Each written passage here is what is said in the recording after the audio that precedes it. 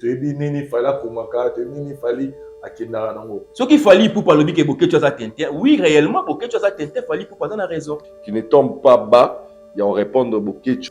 Tomoni pe koto yo ndeko ya Koffi Olomide Mama Rifa a posté pe na page na ya la gisi ya ndenge mère na biso Cindy Leker na Koffi Olomide bakanga déjà kalana première dame. Autre moment na sikoyo, tu vas voir que la famille à papa et komi koluka ko se livrer en guerre na bana et puis na ex belle sœur na bango ou belle femme na bango. Conseil on ngana ko pesa na ndeko Koffi Olomide.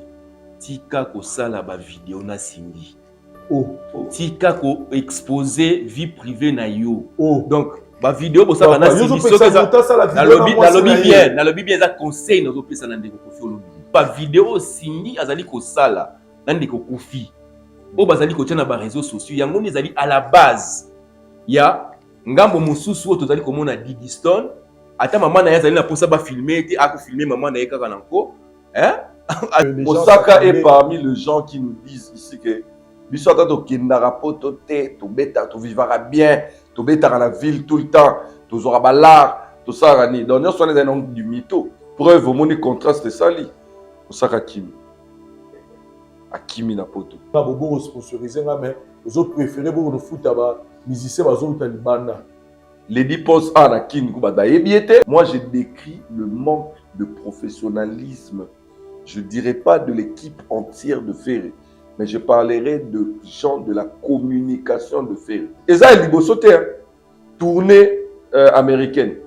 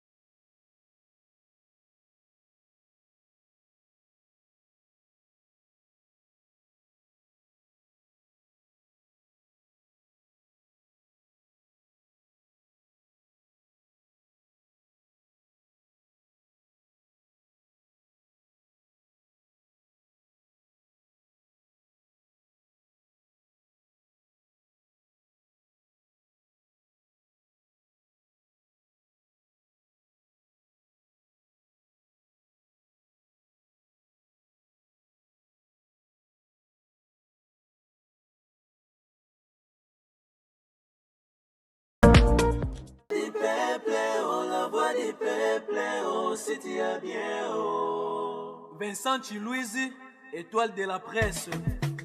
La voix du peuple, toujours longueur d'avance. Les informations partout dans le monde. La voix du peuple, toujours actualité na actualité. Salut, bienvenue, chers amis téléspectateurs de votre émission Tribunal. Tribunal, vous allez vitrine, nous, auteurs, le Belarami, culture congolaise en général, et puis tout à différents sujets. Ils ont touché même fait mon sous ils ont apporté moi les canissinabiso comme on a l'habitude de dire que ah tout ça va s'inventer ah ils ont versé bibliquité c'est-à-dire où mettre peu point de vue na yo sur monique ndego asali apesi point de vue mo ils ont contraire na oyo nous kanisa ils ont sikaté oyo basalisu mono na journée au finga donc plutôt il y a qu'à apporter lumière na ba commentaire to robin appelle ndeko na téléphone vous discuter avec tout le respect et vous allez bien. Et aujourd'hui, dans un plateau, comme je vous avais dit, ces derniers temps, l'équipe Oyo, Vincent Chilouizi, Fiston Kamanda, bon défenseur et la culture congolaise, bon le défenseur de la culture congolaise et puis tout ça, citoyen du ciel, bon mais c'est une équipe Oyo, à tout moment, au Sola, Mambetali, culture Nabiso, Kamanda, le défenseur. Bonsoir. Bonsoir, Ndeko Vincent Chilouizi. En tout cas, dans ce pays, dans le format ça c'est notre deuxième émission. Première émission, personnellement, retour et Nini par rapport à différents sujets de traitage. Bon, en tout cas, première émission, dans un qui est comme favorable. Moni Batoba, c'est vraiment une émission. L'analyse auto salaki et toucher ngai mingi. Yango moni epesi sur son courage à regarder la deuxième émission. Parce que makambo presque mingi auto lobelaki na émission auto salaki ya liboso. Namoni résultat nango ya kimbangu komona namoni Koffi Olomide tindaki mutu asenga pardon na Alia parce que selon Biro Val ya Koffi ba estimé que Ndeko Sokoko a débordaki mais lo que salinga sous pasi namoni kaka moto ya Koffi Olomide azoloba ke makambo oyo Sokoko alobaki eza ya solo. Maintenant nazali komituna, est-ce que Koffi Olomide tende mutatinda ki Sokoko? Soki Koffi Olomide nde mutatinda ki Sokoko. En tout cas, eza eloko mo esalinga pasi mingi. Moni nayebi que nakoti directement na mozindo ya émission, mais eza très important ya kolobela likambo parce que eza actualité. En plus de cela, namoni ndeko Koffi Olomide azali ko lela. Je suis privé du moyen de parler avec toi et ça me fait mal au cœur. Je t'avais dit que quand tu aurais 18 ans, j'aimerais te voir en Harley Davidson comme Johnny Hallyday, mon idole. Azolela que non, akuta la rasuna moi na mobalité, ça fait longtemps, à mon arrêté, va bien en arrêté, et j'ai compris que Koffi Olomide va prendre mes bébés. Malheureusement, parce que ils ont ma vie privée naïe, mais ce qui m'a inquiété, c'est parce que Koffi Olomide a commis qu'on exposer vie privée naïe dans la place publique. Et pourtant, Koffi Olomide a été respectable. Vous avez vu qu'on envié couple naïe na Alia, n'enga zakina bana naïe, moi bien souvent les aki vraiment malade mon mingi. Mais si comme on a ba Sokoko, ba commis qu'on a la télévision. On a kofinga Alia oya boteli Koffi bana kitoko lokola Dibiston na Del Piero. N'ebite bazala mwana mususu bazala bana kibale Saint James Rolls bana kitoko bana maeli. En tout cas, ils a vraiment pas signé.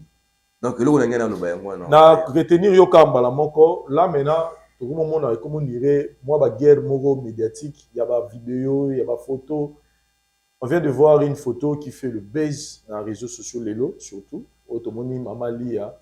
Il y a Mère Rabiso Amida Chature, pour profiter plutôt présenter, pour souhaiter plutôt joyeux anniversaire. Mon a aussi 50 ans. Mère Razo gardé pena Makasi Anzoto, pour au moins 50 ans, mais Mère Razo Baloua, Moutano, on a 40, en tout cas, longue vie à Maman Rabiso Amida. Mais, tout le monde, photo na Mère Rabiso Alia, et salut moi, baise dans les réseaux sociaux. De l'autre côté, tout le monde peut moussou bazana Dibiston, na première dame Yambo Kanabiso, maman Denise. Mais mingi. Mais de l'autre côté, tout le monde est en balaïsi à maman Denise. Tout le monde peut koto yo de koya Koffi Olomide maman Rifa. A posté pe na page na ya la gisi a nenge mère Rabiso Cindy le na Koffi Olomide bakanga déjà kalana première dame maman Denise babi keza ma solo bango déjà basi baleka ba niveau wana. Moi, je pense que Babilo Koana Nyonsoana ezali d'abord. Pour na yo, question na ngai pour na yo, ils ont joué un avantage ya nani Biloko Nyonso. Non, ils ont joué plutôt na désavantage ya Koffi Olomide. Parce que Koffi Olomide azali artiste moya munene na Afrique. Non seulement ya mboka na biso mais na Afrique mobile ba pe na monde. Na Afrique, Koffi Olomide azali artiste ya munene. Donc, tangu yo artiste ya munene, oye na vie privée na yo na place publique. Ozali ko se réduire parce que si subitement to monika est comme couple to éviter ça système ya couple buloba o ezaka kala parce que peut-être couple buloba na vient la ça ndeko lingo mingi aliazo sa couple buloba to ezaki système na éviter ya ba débat ba to ezaki ya ba vient la so ba tabula ndi bazalaka na ba on comprend donc et ça quand même pas si mingi comme on a ndenge nini et comme bêtise parce qu'on est sa bêtise normalement Koffi Olomide sengeli a respecté Alia. Alia peut côté na ye sengeli a respecté Koffi Olomide. Quelque part, nazali ko condamné comment dirais-je moi na biso Dibiston ou azali ko exposer pe maman na ye moi trop na ba réseaux sociaux parce que tu yebi que Alia zaki vraiment muto ba les réseaux sociaux té. Une femme respectée. Et puis eloko mususu azali ko condamné pe Cindy parce que Cindy peut azali ko exposer Koffi Olomide un peu de trop.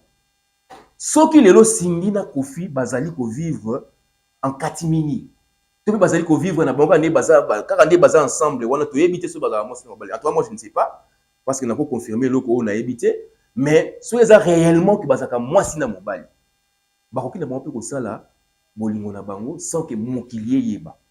Parce que jusqu'à la preuve du contraire, na évité ce qui Koffi Olomide a divorcé déjà na moi si na Alia. En tout cas wana nga na évité. Mais conseil on va la couper sa bango, baza déjà na bana o basi bakudi. De même façon oyo Koffi Olomide topé na Cindy. il faut respecter Ali Yana Didiston, donc Bana ya Kofi Olomide. De la même façon aussi, Bana ya Kofi, na Alia, ou peut-être comme ex-femme ya Kofi Olomide, il faut respecter Kofi Olomide d'abord, respecter Pena Sidi. Parce que, et comme quand même, comment dirais-je, comme quand même pour ça, la moi passe. Pourquoi? Parce que Kofi Olomide Azali Moutou, Azali leader d'opinion.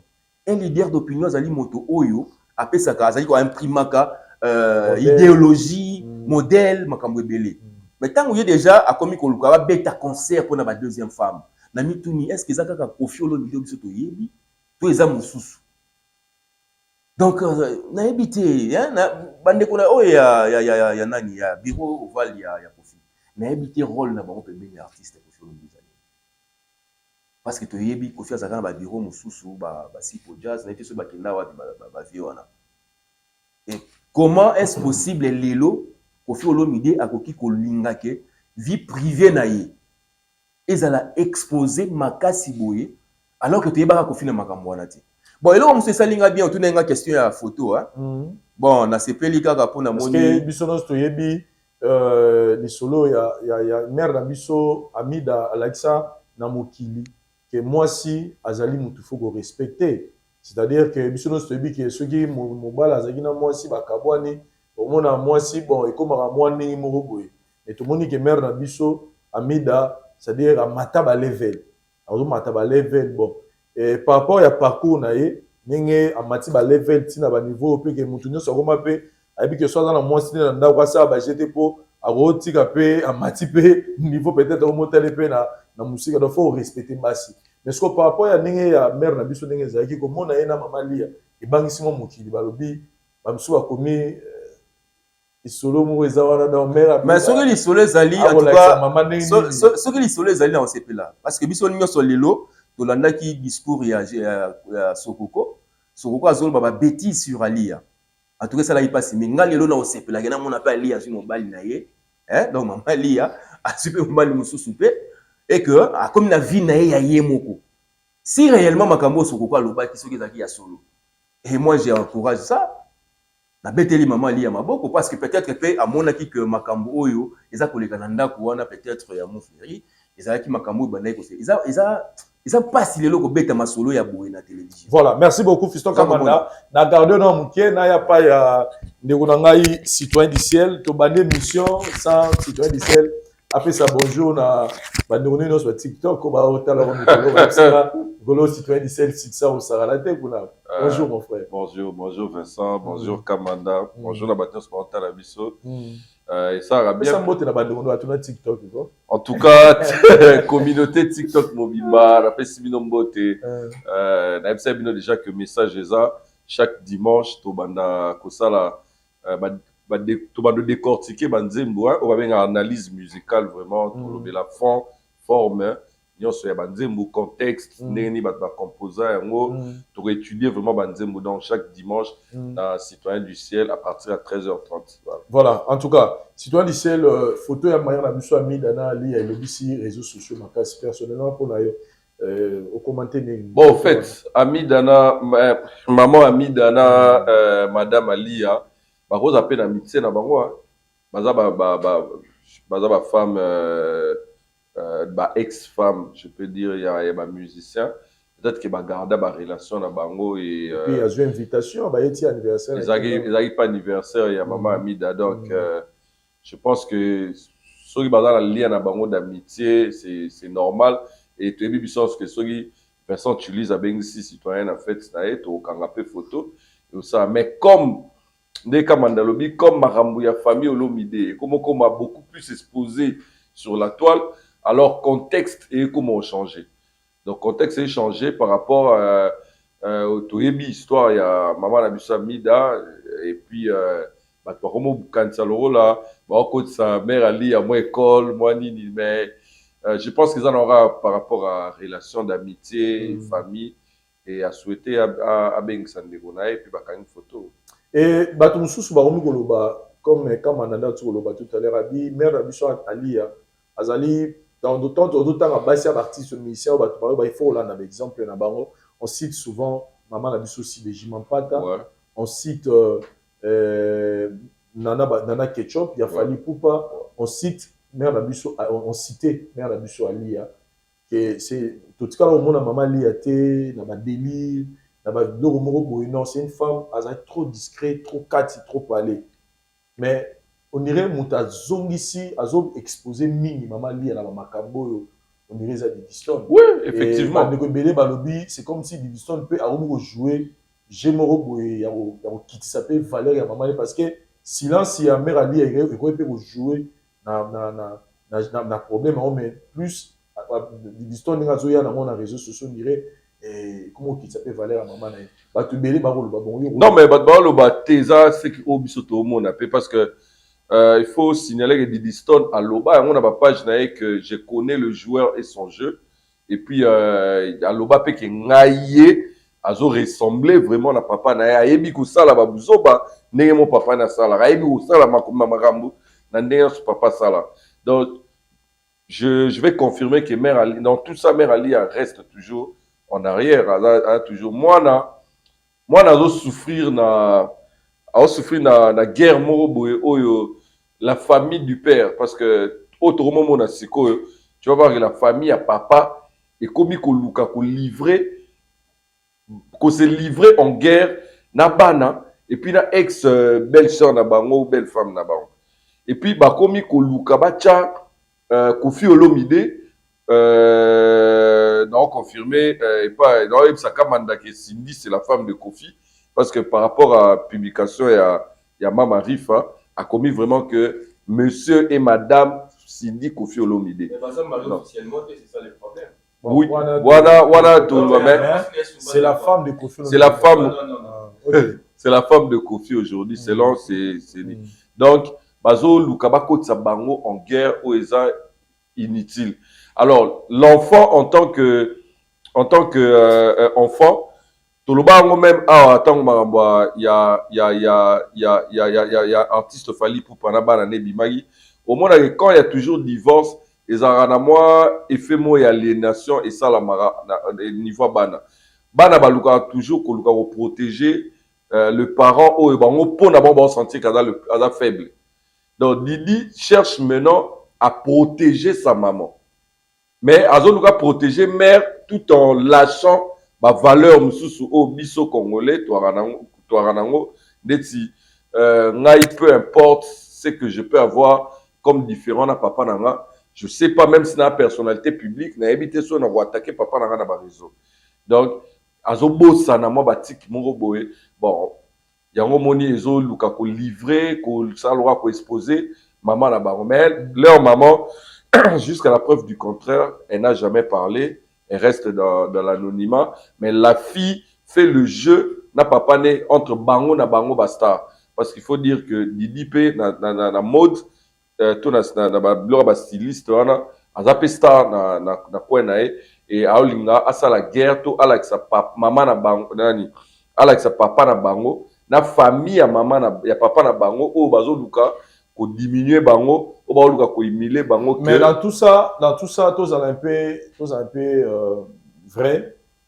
C'est vrai que sortie médiatique il y a Laurent Sokoko et Déranger qui va les rebeller mais dernière vidéo il y a Kofi Olomide au Bissons Toyebi au Kofi Olomide a bimi dans les réseaux sociaux pour parler de cette histoire. C'était pour dire aux gens de ne pas attaquer Didi Stone. C'est sa fille, c'est son sang.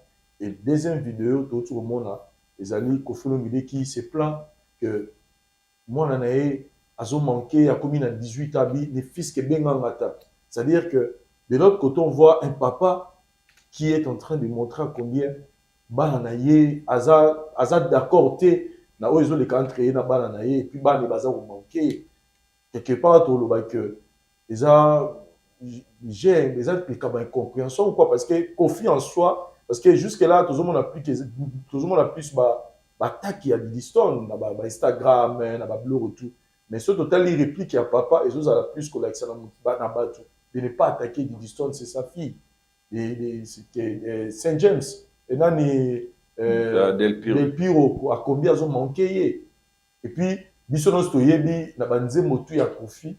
Et ça dit, ils ont dit, banana, bandé, on a vu ça depuis Bazala na Mukile. ceux qui Kofi asali nzembo fa boka mutu moko en tout cas feza la bango. Et puis tout le monde a des fois na ba réseau ceux qui ba les vacances aux hommes on a combien Kofi a attaché na bana na.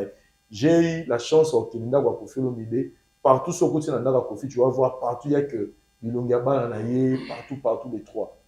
Quelque part tout le baquet. Non mais ngala ozonga Togolo ba pe quelque part on dirait des distons par rose peu manipuler. Ngala ozonga na phrase nazolo ba peut-être ngala ozonga na phrase à Didi Stone que je connais le joueur et son jeu. Papa l'intérêt à Kofi Ozani ko attaquer bana na. Mais Kofi a ko attaquer personnellement bana na été.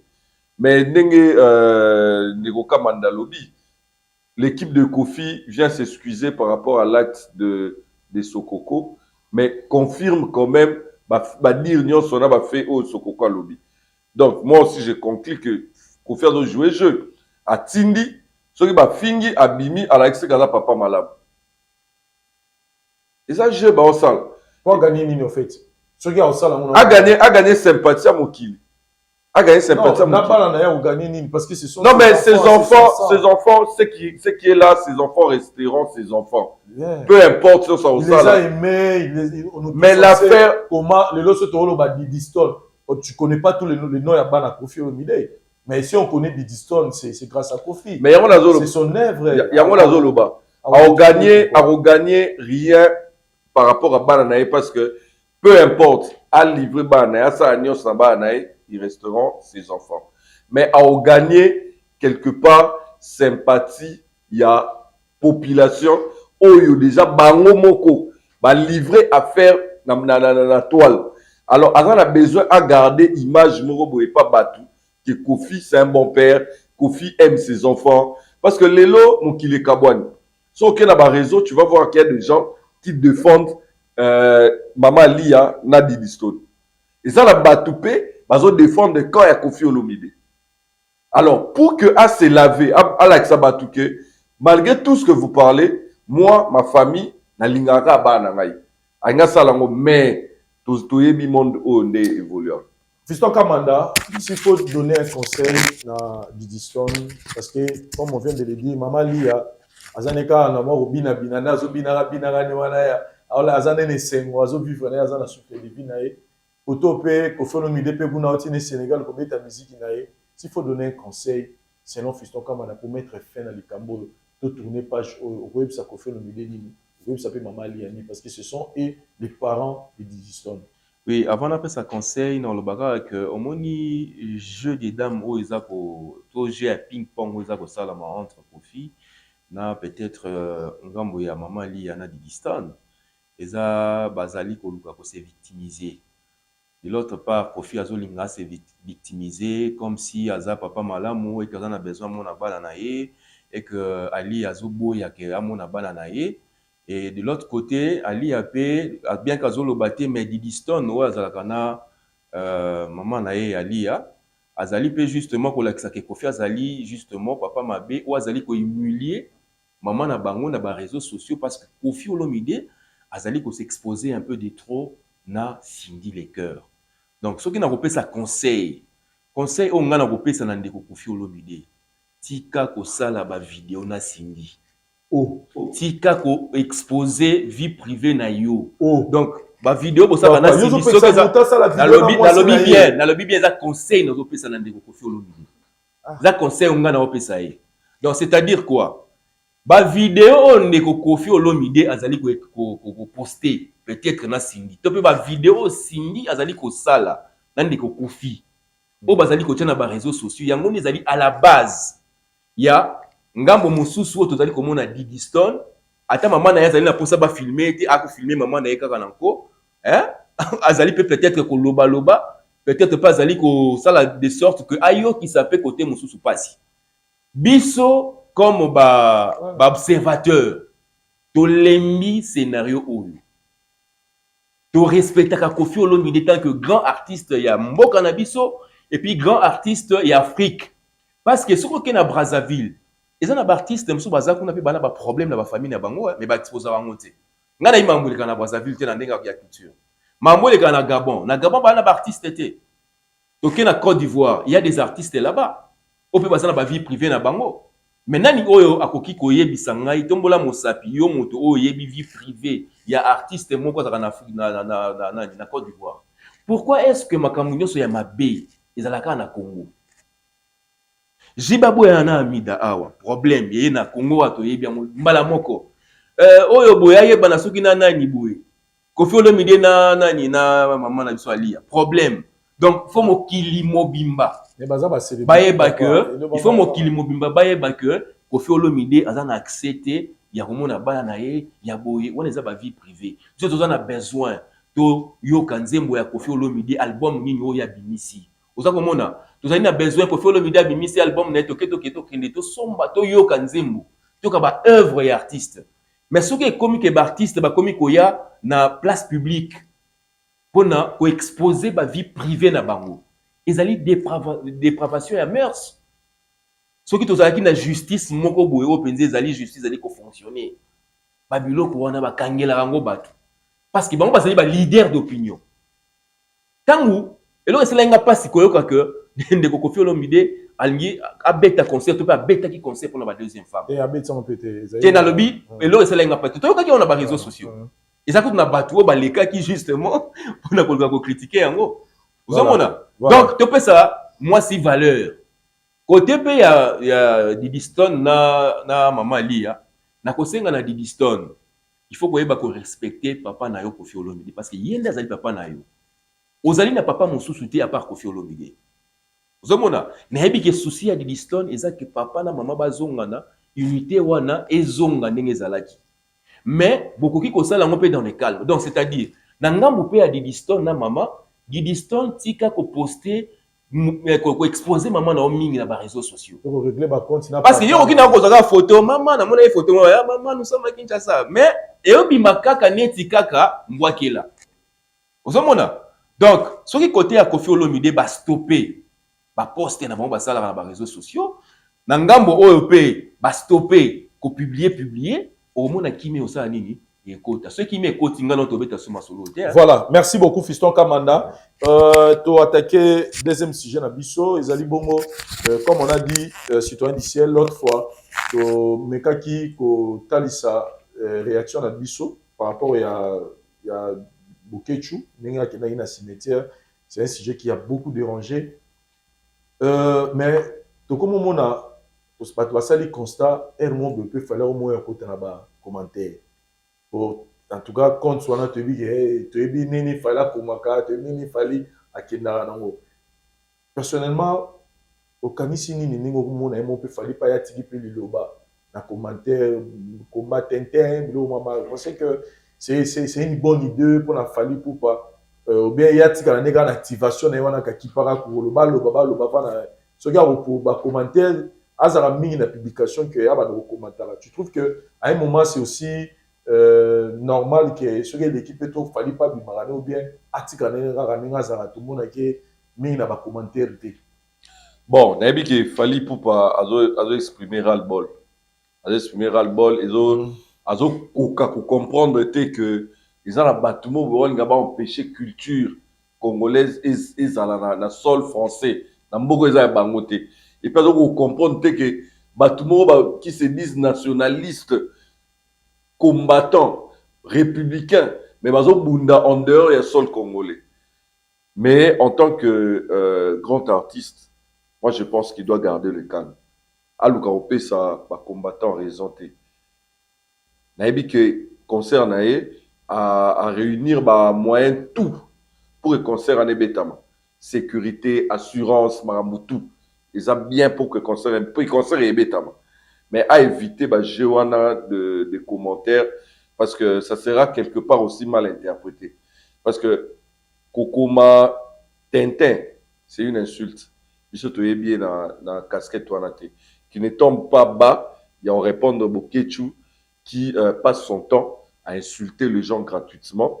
Et il y a quoi, il y a Pikouanate, il y a Okota, qui répondra. Et moi, je pense que aux Aladinité, pour naïbi qui est artiste congolais en dehors il y a internationalisme naïe APK musica na kinwa wana bandal alongoli ba pété ayo démarrer mais na déjà on a déjà combien de personnes vont défendre?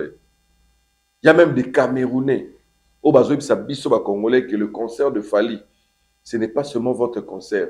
Biso Touya. Tout le monde m'a posé sur ta salle live.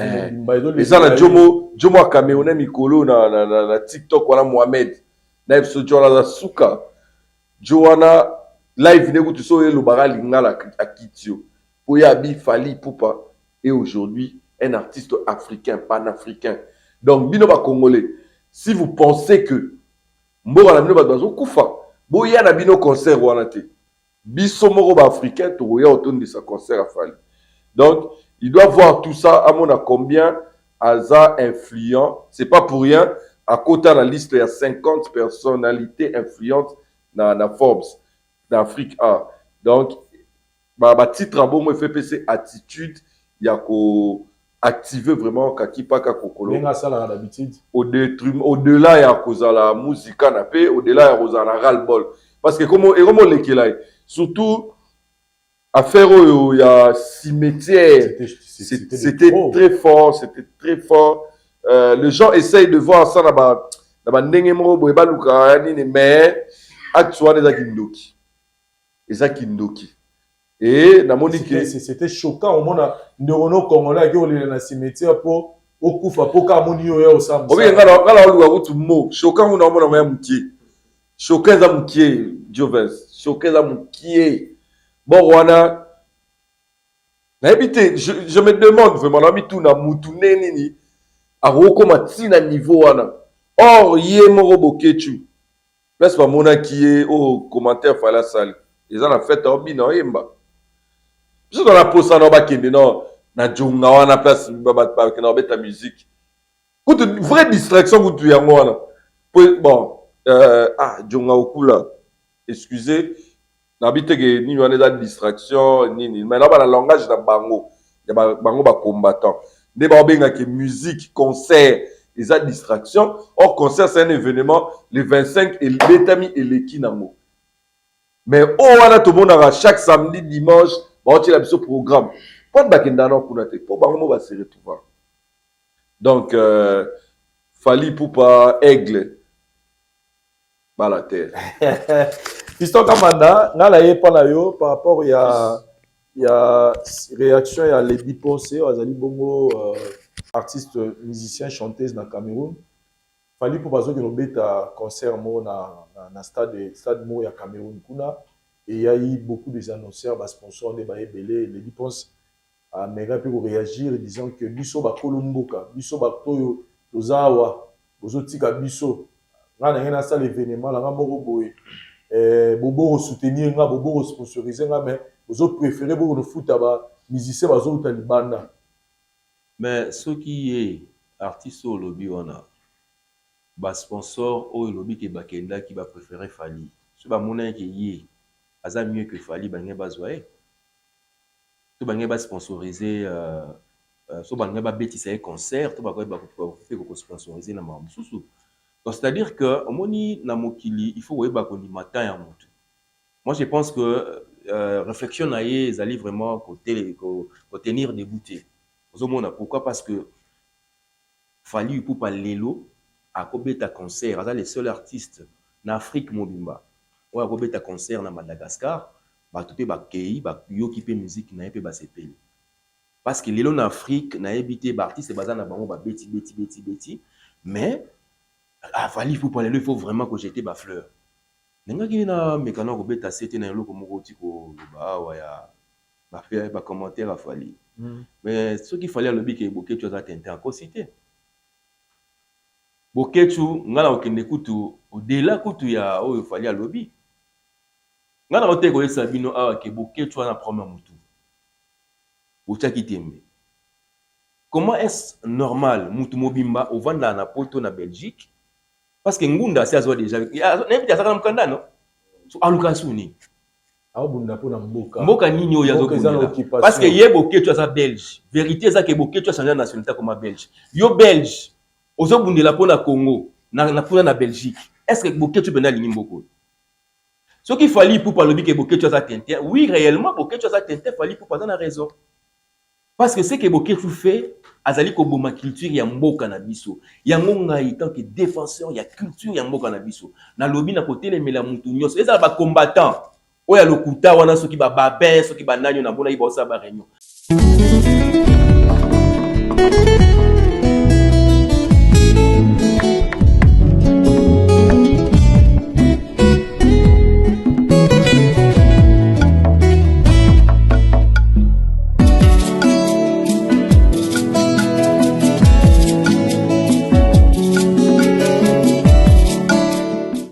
Parce que, et le Bango Bazo Sala, vous avez imaginé, ça fait 10 ans, c'est ce qui 20 ans, ce qui 15 ans, Oyo, culture Yambo Cannabis, c'est ce qui fait Kakaboui. Tout le monde qui concert, on dit, il y a des combattants, il y a des concert. Mais quand le concert, il a fallu, dans la période de la Covid, et si Marati. Mais moi, je dis que le concert, il y a il y a les 25. Bazo Sala, nous, on peut combattre le concert. Pour la regagner, au fait, stratégie à Boketu Komani. À chaque fois, remarquez, ce qui est venu mettre dans poto Boketu Zarakimia. Alors ça, bah émission na ya pour finga. Mais ce qui yoki kaka événement moko ya monene mesa mana poto. Qu'est-ce qu'il fait? À ça la canyon so pour que acha makelele après basa nini ba libérer moi là. Tu as bien la téléphone, il y a Vincent. Oui. Yebisa na mokili, yebisa ba musicien. Oui. Musique na poto érosion en 2085. Ya oui que na finga Boketu. Tala heureusement. Obi na tala. On est là le biboé. Et puis c'est la canna batu. Botika ma musique. Boketu azanani. Tena bien. Boketu azanani. Comment tu comprends? Omoni na ebité. Obi ezana batu mususu. Auto pesa ka valeur, auto couper ça donc na ebi o ba o mériter. Et mon frère za congolais. Na lobi Boketu aza congolais, Boketu oza belge, betaka masolo ya ba belge. Ceux qui ba artiste na bino ba belge kuna ba ko beta concert ke ndaka salaka mobulu ndongo salaka. Tika ko ambrier biso ba congolais. To lingi ke musique ya mboka na biso e beta ma partout.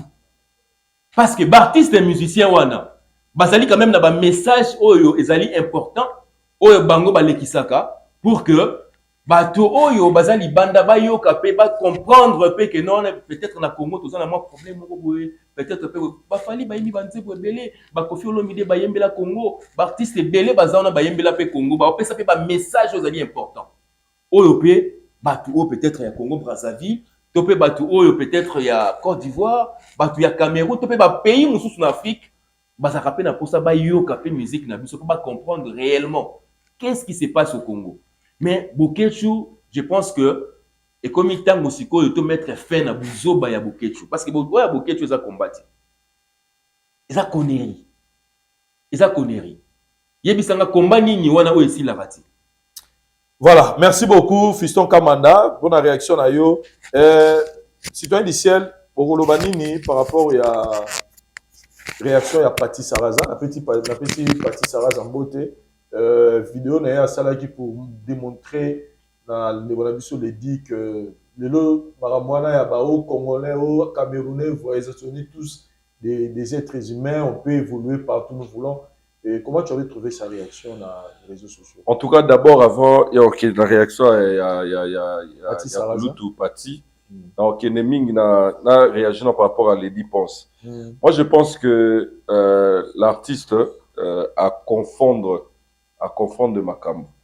À confondre, pourquoi j'ai dit à confondre? Il fallait que société wana, oyo et produire concert wana, pour les événements. Événement, on est dans le lancement, il y a produit na bango moko phare, il y a société à communication wana. Alors, il faut que société wana, bango en tant qu'entreprise commerciale, va viser plus bénéfice. Va viser l'art. Tu vois? Baza libre en tant qu'entreprise commerciale, il y a koluka mutu oyo bango balingi pour que pour battre ka produit na bango convenablement. En 2000, je pense dernière grande activité aux sociétés wana sala babeng sara maître Gims et Lady pense wana pe babeng sakai. Donc babeng sakai na soirée wana na maître Gims a salara déclaration ti. Parce que société n'est pas libre. Alors, ceux qui alingi aloba makambu ya ko pesa valeur na ba artiste d'abord local, artistes locaux ya Cameroun, elle doit beaucoup plus s'attaquer na gouvernement camerounais. Parce que bangonde baza habilité ya retracer politique culturelle na structure culturelle ya pays wana.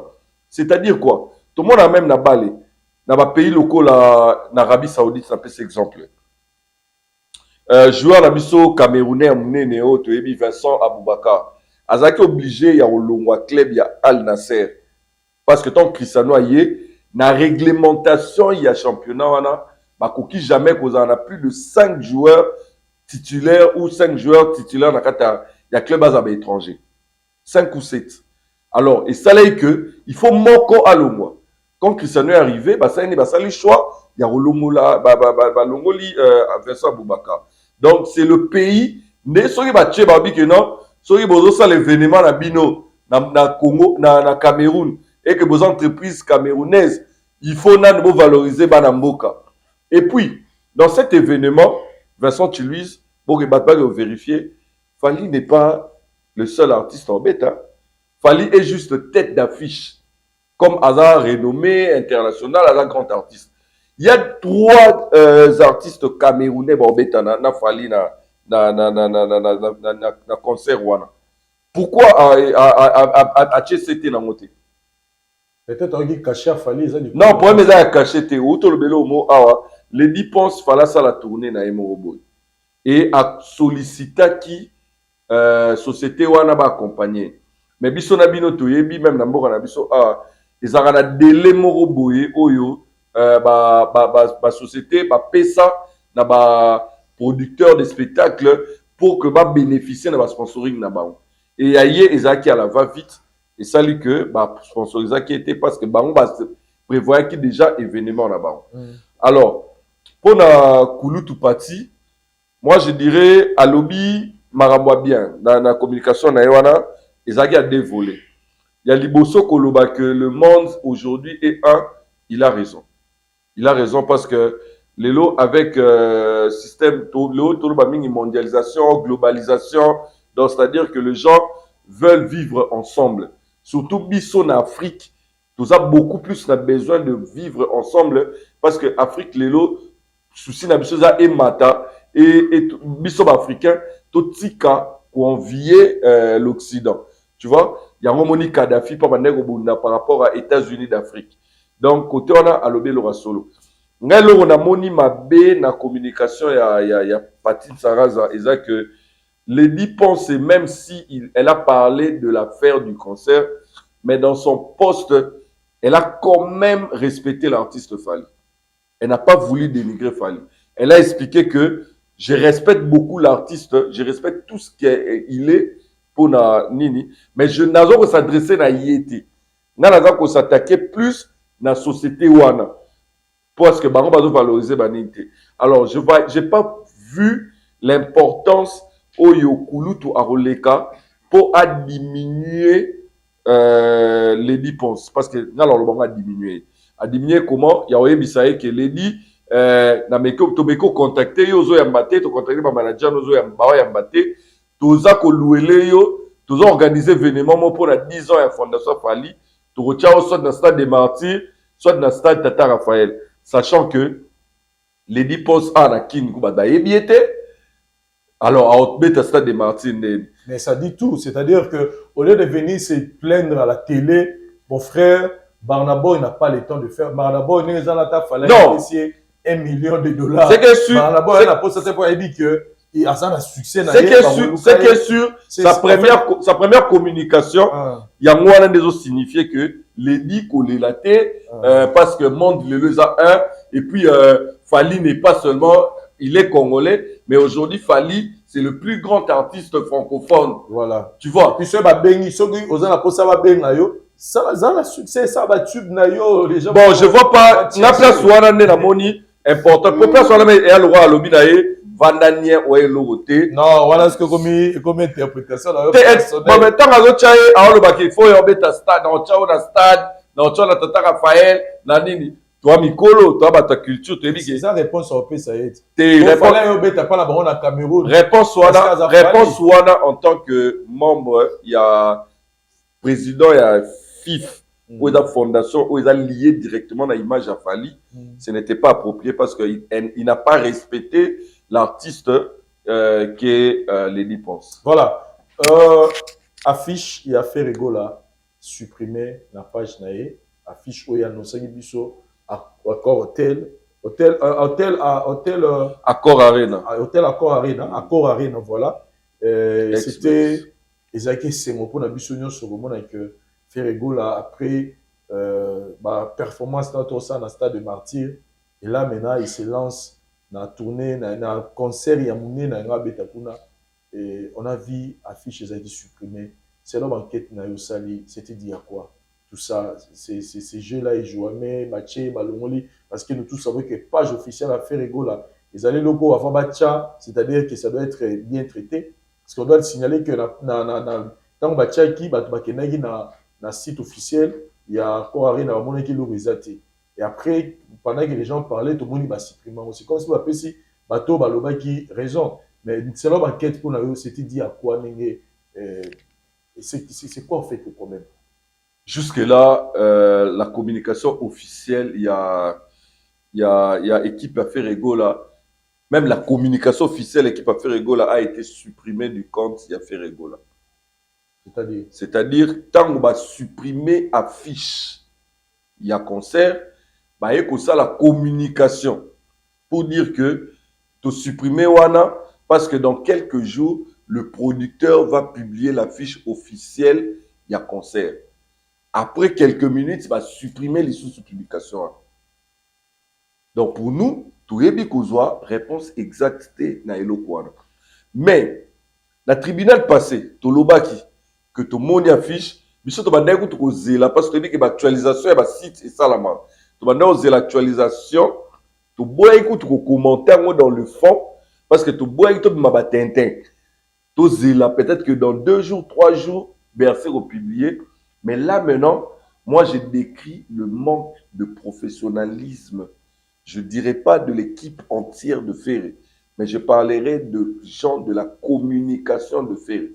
Quand je parle de la communication de Ferré, je vois le committee manager, Moutajira, ma page à Ferré. On a chargé de communication, parce qu'il y a des capable, il y a habilité à la politique de communication pour un artiste. Il y a aussi la plan de promotion pour un artiste.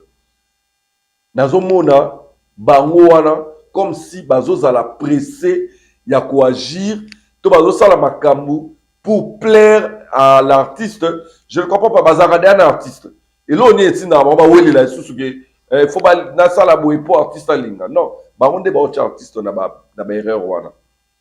L'équipe peut être en démarche ya ko ou soit le producteur à cause de la démarche ya Lucas Sal. Peut-être que la date, ça, l'isolé si là, il bien été. Peut-être que tout le monde, que soit le 25, toute date, c'est mon robot, tu ta concert dans l'accord arena, ça l'affiche, il faut publier. Et là, ça salue maintenant l'artiste, et les autres, c'est artistes amateurs. Parce que, attends, la trompe y a fait a publié Makambo. Parce que, ça, il est sauté, tournée américaine. Tout le monde a eu Facebook à bloquer. Parce qu'il y a une information fausse. Il y a mis balai, deuxième erreur. Et je pense que ça va supprimer que Facebook a traqué les sous-publications. Parce qu'il y a des gens qui ont contacté qui, selon Ndombolino. Parce que moi, Ndombolino n'est pas la bouche autorisée, il y a effet rigolo. Selon Ndombolino, il y a des gens qui ont qualifié par Warrior, qui ont la Bercy, traqué Bercy, Bercy a obligé à l'artiste de supprimer la publication pour que parce que date ils ont quitté. Et selon le même Dombolino, c'est ça que la fiche officielle, il y a un concert et vous allez publier incessamment. Ah, donc c'est-à-dire, pour la bango, c'est supprimer ça pour la pour la bango. Et après, tu vas kenda ko luka. Or, c'est le mal maintenant au tout le monde. Est-ce que ça dans le site? Il y a le mal au tout le monde, les amis. De toute façon, monde na makambu. Comment de gens, ça la mauvaise communication pour l'artiste Ferrego là. Mais pour pas milingisa et pas artiste, bazo va soigner et le romo. Donc, oh, ils ont erreur grave pour l'artiste. Mais on garde espoir que notre artiste a à Bercy l'année prochaine, parce que c'est la date. Il faut que tout ça en mois de novembre.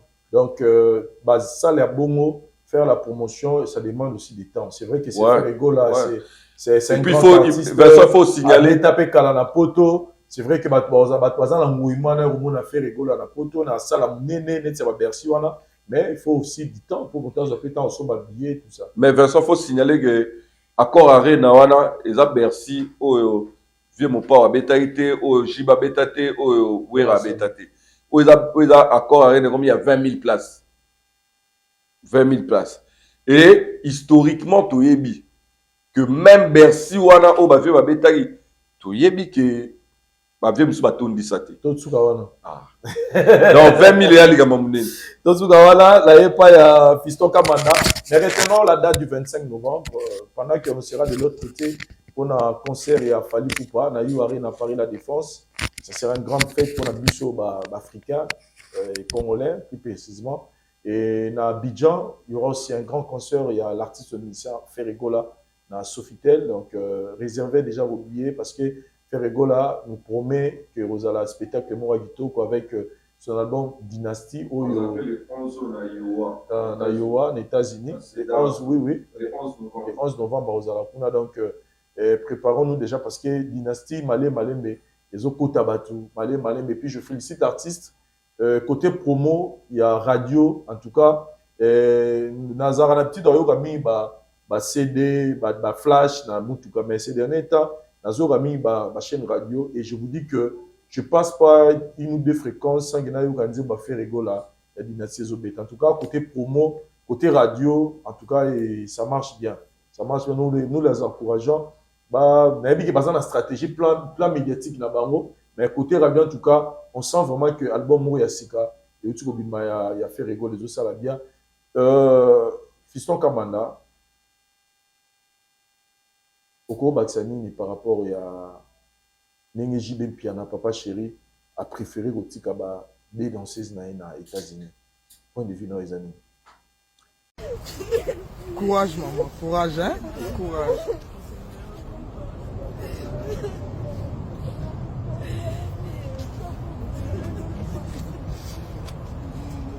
Samson, courage, courage, Samson. Samson, courage.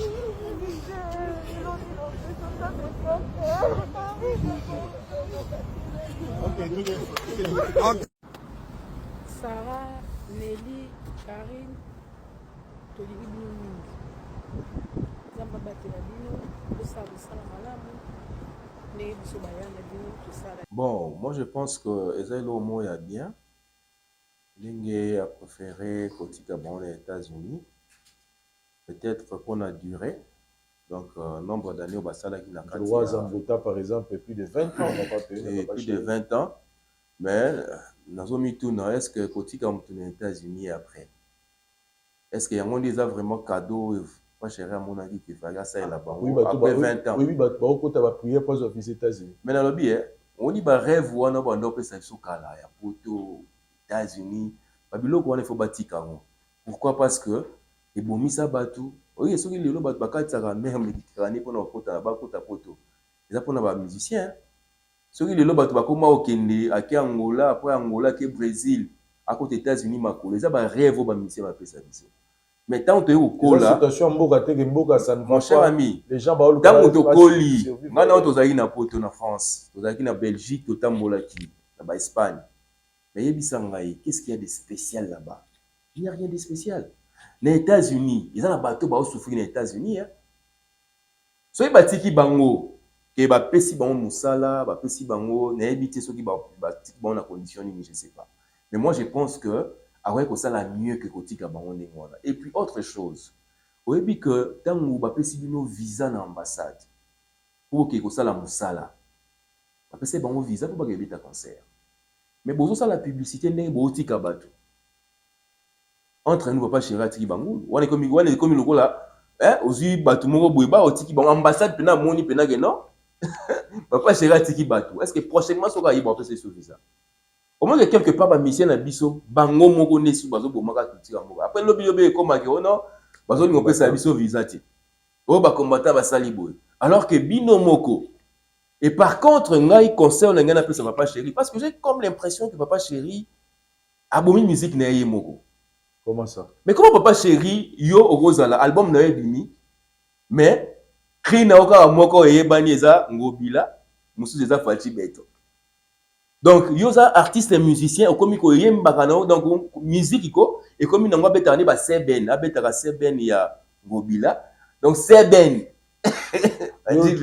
donc papa chéri tolingaka o mingi oza vie na biso parce que biso toza génération wenge et là on a kosenga yo na lobi fo ozongela ko beta nduli parce que papa c'est quand beta so nduli ti osongela concert à JB Pierre na lobi na sita ke na Lubumbashi tu sais que na futa mbongo na futa na somba die na Lubumbashi tu le sais na kota concert na beta na kutu lisolo ngo tozaki na Lubumbashi na yo na yeso na bi mon cher je regrette beaucoup que papa chéri aye pena na Lubumbashi azo beta concert dans tel Caravia mais ba kotiti normalement place soit il faut que ça la plaît parce que papa chéri avant que ne soit na Lubumbashi mais ton papa chéri aye na Lubumbashi c'est communication c'est ça maintenant le problème c'est ça maintenant le problème maintenant tant yo artiste ya muneni osala ba cri ya bangobila osala ba cri ya ba Fati Beton mais non yebisa ngai déjà on a la coloration moko boye bazo pesa yo osomona donc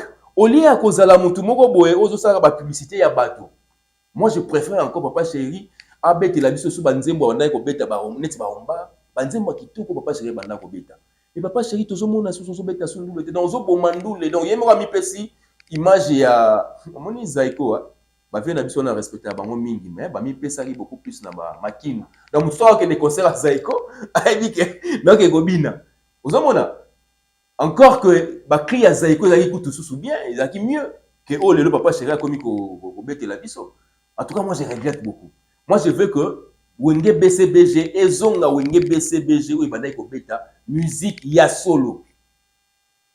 Mais... Voilà pourquoi nous avons jeté d'ailleurs toute ma fleur na Weranson. C'est vrai que Yepé, moi, c'est Ali parce que tout le bac, génération a vie na biso. Ça baisse les attentes à Bangonde Kouki. Tant à Bangonde Kouki, c'est vrai. Mais Bazali, kaka artiste, Bazana art na kati na Bango. C'est-à-dire que soki bango moko de kati na bango moko bamoni ke bako suka kana ba niveau ya ba cri ya bangobila na ba nini bazo betaka wana etali bango oza problème ba mobile non mais eza quand même Sony ya komona que artiste munene le papa chéri a donc nzembo kuta bimisa album mais nzembo kuta ebani yesanga nzembo nini oyo album na soki ya bag de match ebani bosa la promotion ya banzembo bosa promotion ya banzembo ole ke bobetaka ba cri moko boyo peut-être zo pesa biso kana tanto otambola na Kinshasa na kata ba mabulu. Donc voilà. C'est un peu ça. Voilà, citoyen du ciel, je reviens chez vous par rapport à ma danseuse. Je pense que Justin Kamana tout dit, mais par rapport à moi j'ai des ping-pong, moi j'ai tout qui est zongi, papa chéri na Mosaka. Papa chéri à l'exhibition et maître route à zongi Mosaka pas bien à Bakoto. Après beaucoup de temps en service, Mosaka mérite de rester aux États-Unis pour à mon appel ma vie na bani mususu bien parce que biso te dit que Mosaka le baraka azana ma parou il vit bien il a azana vie na mora bien mais les gens sont un peu surpris en mon que attiré en États-Unis quand c'est va mal au ebi kutu fadea toujours dans tribunal kala format kala toujours on a quand c'est va mal que musicien baloba ke cadeau ba pesier to récompense ba pesier à que va na poto. Je conçois ça très mal. Tu vas ticker la poteau. Preuve, au monde contraste, c'est ça, li. Pour ça, Hakimi.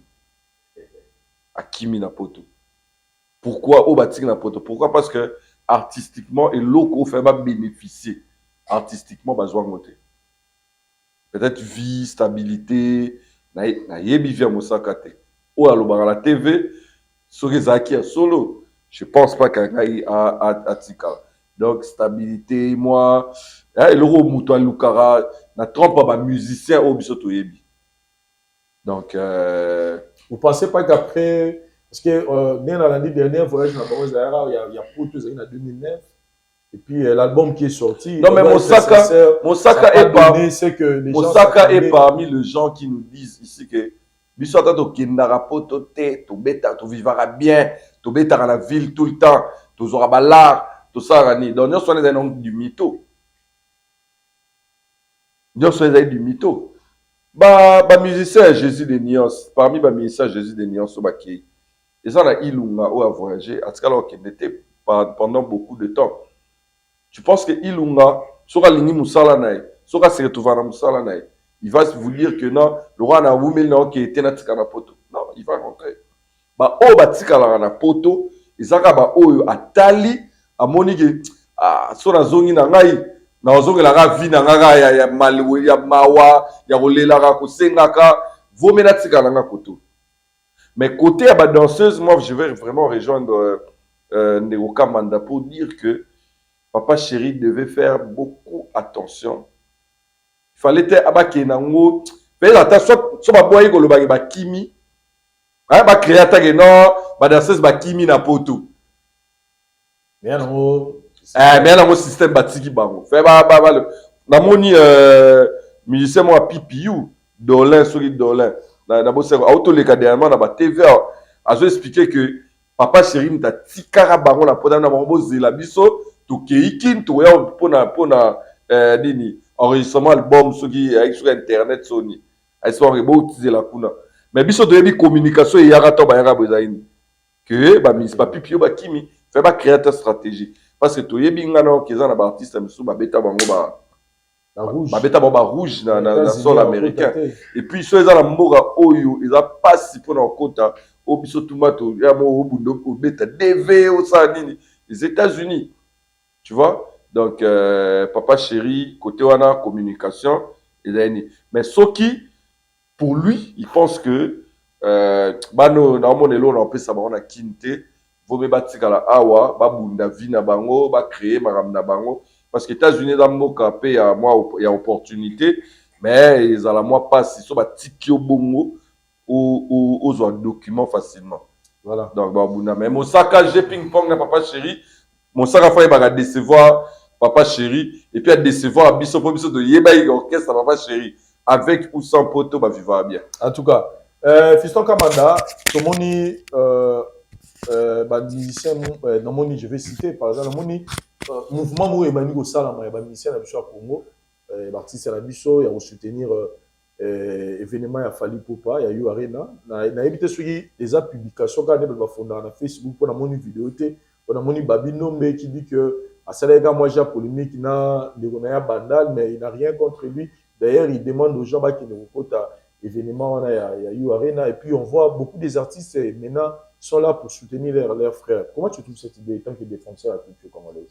Eh ben oui, oui, que dans l'émission il est qui, pour le bel qui, puis au senga qui peut n'avoir artiste musicien, bah il va soutenir.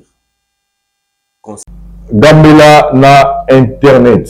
Déjà le nom et exhibition sur Gambela na internet, c'est-à-dire les ali bongo boutique oyo bandeko ndeko na biso aza awa na Kinshasa à rendre disponible pour na bino bandeko boza na poto mingi to ebine ezalaka boza na posa ya kosala provision pour na ndeko na yo pour na famille na yo pour na ndeko moko talaki na télévision monika to passer wa mois difficile ngo apporter assistance pour na orphelinat moko pour na homme de vie moko oza na besoin baki notiki la bango biloko ya kolia Gambela na internet eye pour na yango donc bobenga bango bobenga na place on a besoin de biloko ekoma obengi bango bosola dans les bons c'est-à-dire ba assurer lo nanu biloko osombi et puis ba assurer lo biloko ndonga place oyo kosomba matie kende donc no sala don orphelinat no sala don homme de veillard ya biloko ya kolia ba loso ba semoule ba huile tout ce que vous voulez ba miliki en tout cas bengi bango kaka na numéro na pesi Et ça, le sérieux, celui Vincent Lobby, c'est que rassurez-vous que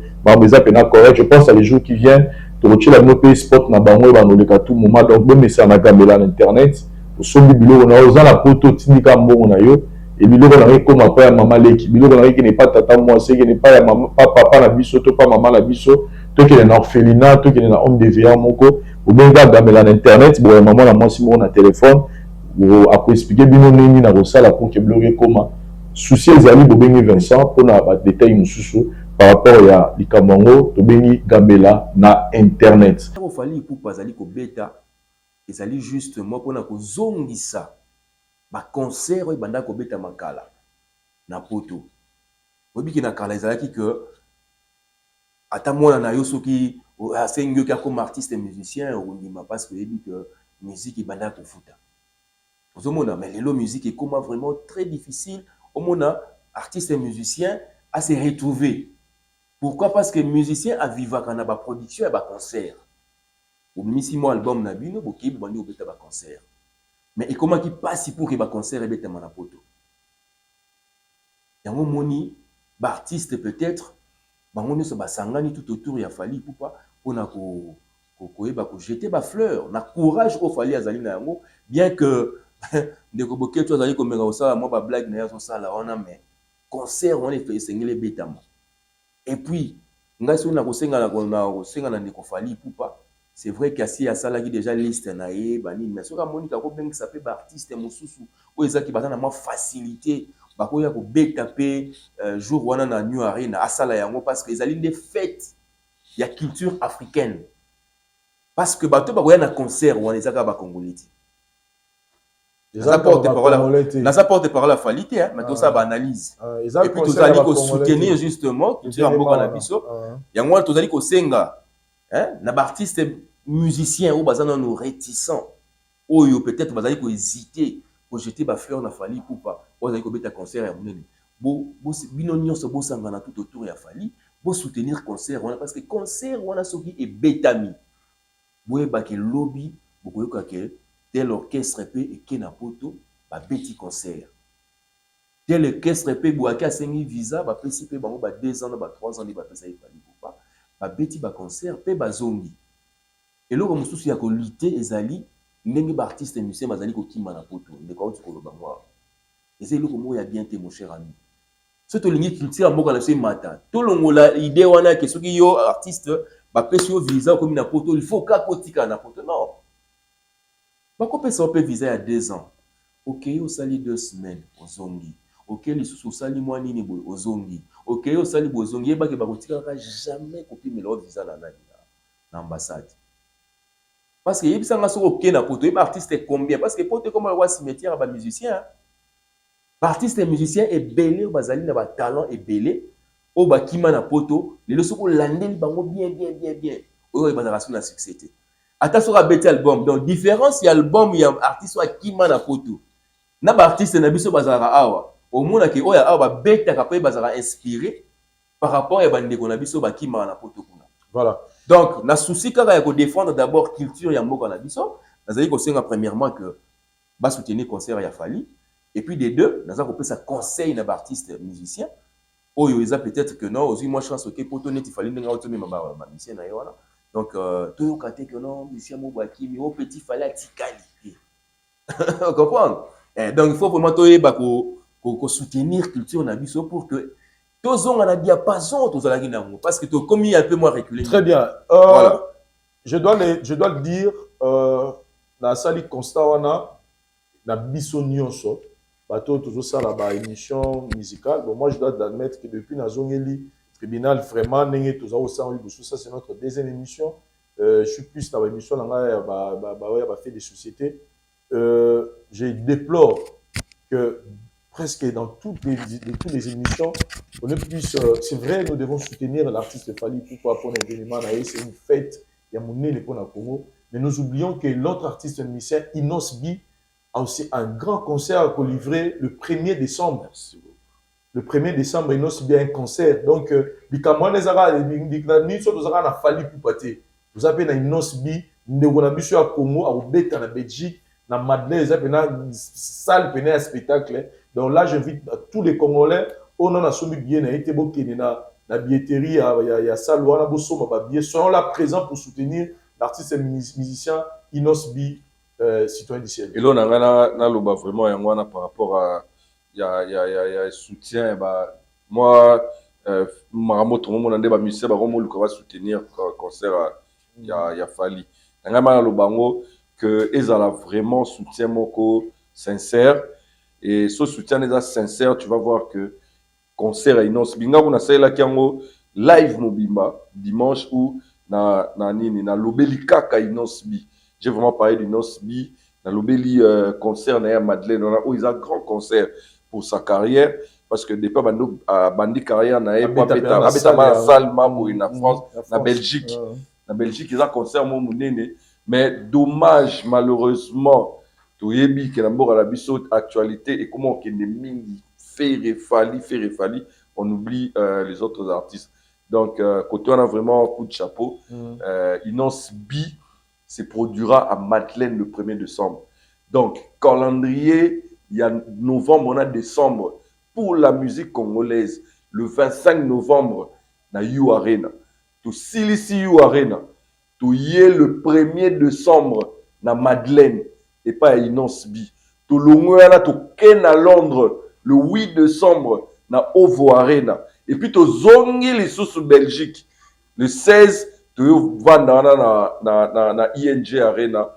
et puis so ba date monsieur Roya et au ça bien et loko wana so to komi na niveau wana to kuisa batoyo bazo lingate culture na biso et évoluer na niveau extérieur voilà. Et puis ndenge ba soutien on eza boye ngana webisa mabatu ba webisa ba artiste o bazo soutenir basuka na soutenir te baza la sincère baza la vrai ba approcher artiste Fally ba tuna ndenge nini bazo tumba na gare du Nord neni ba tumba na gare de Lyon mais concert et betani ma police va protéger concert. Or, tu as dit que, par exemple, venir à Bissowera, à Mati Koutuna dans l'avion. Bon, ça demande un visa, mairie déjà, préfecture de la commune. Donc, sincérité, on a pas Lukamoni dans la banque artiste. Bah, il y a stratégie nini. Et là, on y est ça là que, net si l'élo, préfecture à Paris et comme l'élo par rapport à concert. D'ailleurs, ça, il y a eu Arena, bah, confirmer les sous-concerts. Donc, c'est-à-dire que, ba combattant peut-être ba komi ba mikanda pe bon totika ba mo totika ba combattant to betaka masolo ya concert na biso au beta les 25 ce sont nos frères toke na bango pena moi trop ninité nous sommes arrivés à la fin de cette émission mais à 100 pour autant là si je voulais féliciter aussi l'artiste musicien Inos B pour na clip na basalina emi à la deux l'IPK en tout cas merci pour na nenge otomoli sous drapeau il y a Congo dans la collaboration voilà, donc ils ont tube ils ont tube vraiment en tout cas big up à Inos B après si mbote na comme tu n'as tangi Brice Lolendo et puis Régis Banza na Canada yo pesi mbote na après si mbote na mannequin Nzambe na Canada aole la kamanda mabe mannequin Nzambe na pesi mbote depuis Canada na pesi mbote na Kevin Skatumba Skoba depuis les États-Unis et na batno solinga citoyen du ciel communauté TikTok mobimba wana na moni Amani César na moni Ariel coach Mathias Rigen Invectus donc na pesi mbote Kamanda le défenseur de la culture congolaise nous sommes arrivés à la fin de cette émission na mboto pesi na nani. Bon, on appelle si mbote na bato nyonso balingaka émission oyo. Voilà, obosa na Pampé Penet te.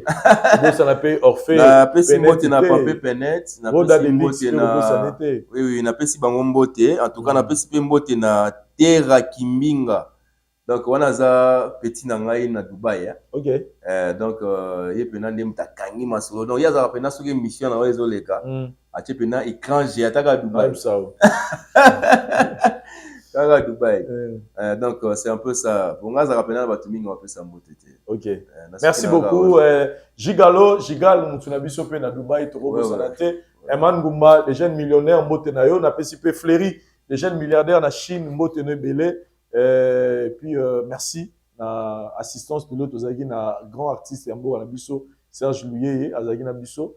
Et merci na Château Kolo, merci na Gilles Vazolandonga, Dari Biwantesa. Par exemple, c'est ça un peu na Dubaï. Mbote na yo kuna place aux allures au Talabiso. Merci na Binomi Balé pour notre temps. Et je pense que tu auras mon analyse sur la prochaine émission na Biso. Bye. Voilà.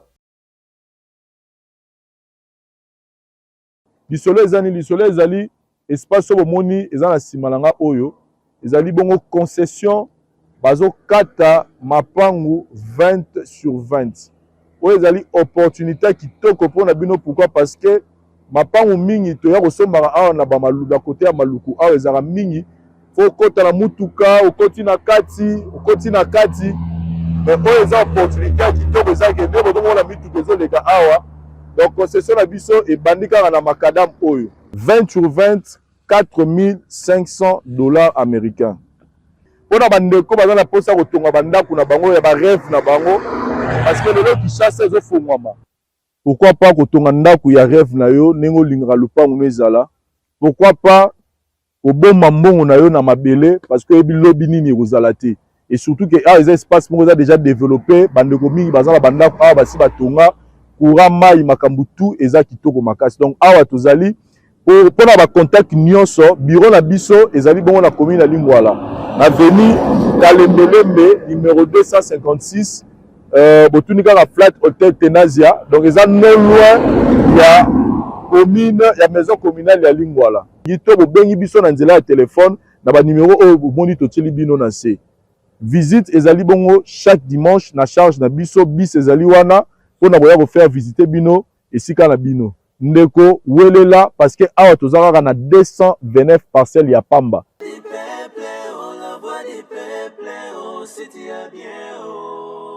Vincent Chilouizi, étoile de la presse. La voix du peuple, toujours longueur d'avance. Les informations partout dans le monde. La voix du peuple, toujours actualité, na biso actualité. Maman na ngaye, oh yango yo.